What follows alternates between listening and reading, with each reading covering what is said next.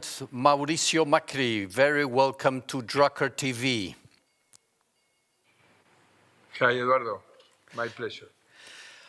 Our theme this year has been resilience and creativity.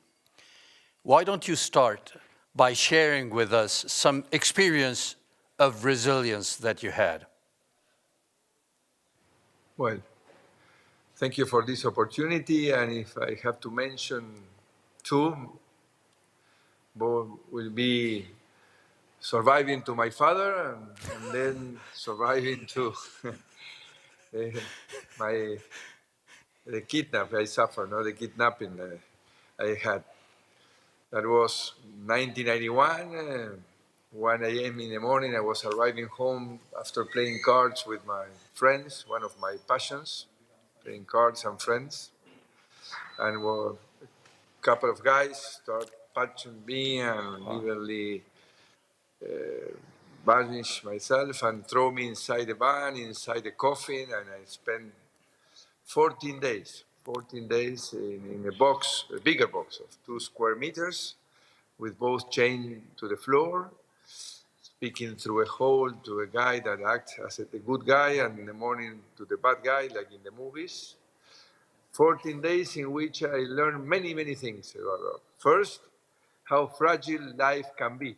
Yes. Because the second after, I was chairing the biggest company in the country. I thought I would handle everything, that I was on power my whole life, and suddenly I was there, not knowing what was going to happen to me. Then, the second lesson and discovery was my resilience. I could never believe that I was going to survive to such extreme situation, such a violent situation for 14 days, there with no windows, not knowing again what was going to happen to me. Afterwards, they found that I was kidnapped by a gang of former policemen and oppressors of the dictatorship that killed 90% of their victims. So I'm very fortunate to be here talking to you today. And well, but I survived. I survived. That's the second thing I want to share is believe on you. You have a resilience that you don't know. There's somebody inside you that starts talking to you, saying, take care, calm down, you're going to survive to this. And that voice appeared right away when I was thrown in the first coffin during that 40 minutes trip to the place where I was hide, no? Because I have claustrophobia. When I felt the coffin closing in my face, I say, I'm going to die. The voice appeared, what do you care if maybe they are going to kill you the same, no? And maybe the most important one, Eduardo, is that after having such a long infinity, because the days didn't go by, time to go through my whole life, is that I understood that it's much more important to be than to have. No, whatever you can have is something that will not take you to the happiness. The happiness will come because of what you are and what you do and what is your role in this life, how can you help others. So that's why I decided when I left that I was not going to continue working at the family business because I couldn't carry anymore my relationship with my father. That's a very brief way of describing the worst 14 days of holidays I ever have in my life. But again, I strongly recommend everybody to go and find what is your real passion in life, what is what really moves you, no? And not accept what is your mandate. No? I had a mandate, a family mandate, and I decided to go and find my own path. No? And that's why I'm really happy. There is nothing, everything bad comes for something better, my grandmother used to say. And one of your biggest passion is football. So there you decided to become president of Boca Junior, and you did. Share a few of the unique initiatives, very creative initiatives that were done for the first time in a football club. First of all, I have to be very grateful with Boca because in the moments late at night that we shared long talkings with the kidnapper through the hole the seal where they feed me and send me a tape recorder to send messages to my father. He came 1 a.m., 2 a.m. to talk about the two main things that men talk when they don't have nothing to do, women and football. And we discovered that we were both Boca fans. So in the worst moments that are when the family pays the ransom, and they were discussing if they're going to kill me or not, he always answered me to my question, I am going to be released. He said, I will not let them kill the future president of Boca, because in those moments I shared with him my childhood dream. So when I left, the first thing I told my father, I'm leaving the company, I'm going to run for the presidency of Boca. And that was my first public leadership experience, in which I found that the first thing is to have a dream that sounds utopic, but many people goes behind it. And that was to put Boca in the first top level of the teams of the world, among the 5 top teams, and to win 1 tournament per year. And after 12 years, we won 16 tournaments, and we were number 1 in the FIFA ranking several times.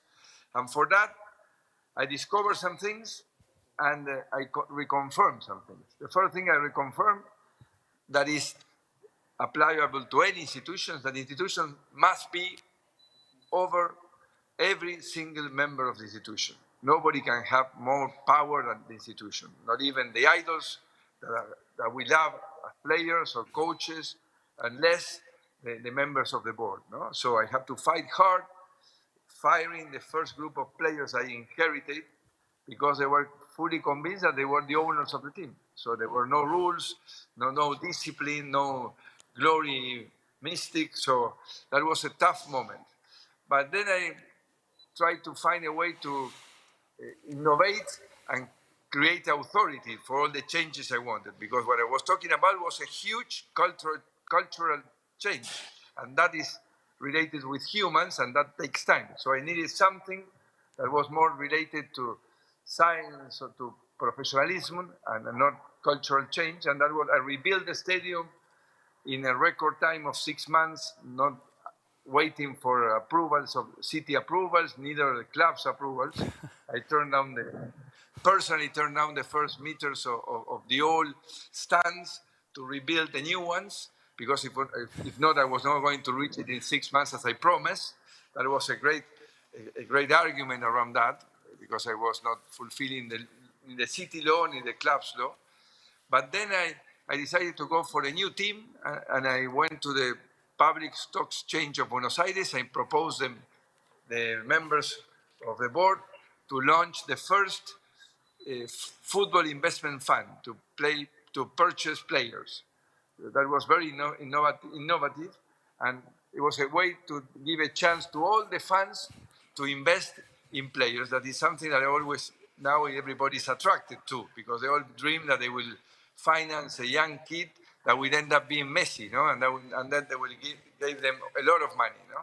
So that was a second innovation, very, very important innovation, that gave me resources to rebuild not only the team, the academy, because we needed to grow up our own talent, no? So that was the basic things that, and the last that helped me a lot, or not enough, in politics, that I've learned in football, that is more important in life, or even as important, doing than communicating. Okay. You can do perfect, and you communicate wrongly, and things are not going well. If you communicate well and do the things not accurately, you will last a longer time than you go reverse way, no? So it's nowadays with the social media, what you don't communicate, somebody else will do it, and you will not like what they will communicate about your work. So the challenge is that for the doers is to learn how to communicate what do we want to do, no? This is clear, Eduardo? Very clear. And talking about innovative solutions, when you came to the presidency, you also executed new ways of having a follow-up with a new dashboard, or even what they call mesas de producción, so productivity roundtables. Why don't you tell us shortly about those creative solutions?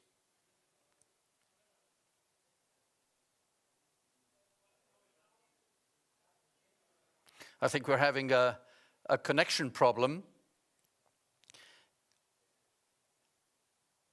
Yes, indeed. When he was at the city of Buenos Aires, he implemented a similar dashboard that he had at his family office and family business to follow up on every single project that you have in the city of Buenos Aires. And that created a huge alignment that had never been seen before, where every area of the city worked in isolation. Similarly, these concepts of roundtables were very innovative, and by the way, I was part of one of those, which implied that for a given task, for example, exporting petroleum, he actually put all the different government offices into the same room, saying, what do we need to do? And instead of having a sequential process of participation of different agencies, he had all government agencies, all business agencies into the same room. Yes, Mauricio, I was sharing a little bit of the ideas of productivity roundtables. Yeah. No, well, we have 2 minutes. I think that, 2 minutes. Okay. 2 minutes to close with these. What is a key message you want to give in terms of leadership that goes beyond any specific office or job post? Well, leadership is based first in your ability to create confidence. If people doesn't trust you, you don't have any chance. No, you have to find a way in which you can express your ideas in a really, truly, authentically way. Okay, it's, more and more with all this exposure that we have, what you say in front of a camera, like today, is what counts, really counts. And then, what is your ability to build a team? A team. Without a team, very little is the things that you can achieve. No, so the main two challenges for a leader are well, I have a very longer class I give at the university, but resuming, I could say that more and more, and nowadays that power is under discussion, Eduardo. Nobody wants to give away too much power to anybody, not even to the doctor. Everybody goes into Wikipedia to analyze what is the disease that they're facing, to go and discuss the treatment with the doctor. No? 10 years ago, the doctor was a god. Nobody discussed with the doctor. Now all the patients discuss with the doctor. So that's what we are facing. So we need more than ever to inspire, to build trust. That is a big force that moves a society, and to build a very good team around you with independent, dignified people that will say no every time you are mistaken. No? Because the magic word that a leader needs from his team is to hear is no. My leader, you are a genius, but this time your proposal doesn't apply. No? It's brilliant, but not for this moment. So your ego will be okay. If they say this, even they say no, they accept that your idea is really very good. I think with that note, we can round up. You need purpose, trust, a team, and a team that is able to tell you no when they disagree. President Macri, thank you very much for being with us today at Drucker TV. I hope to have you soon back on the Drucker Forum. Thank you very much. Thank you. All the best.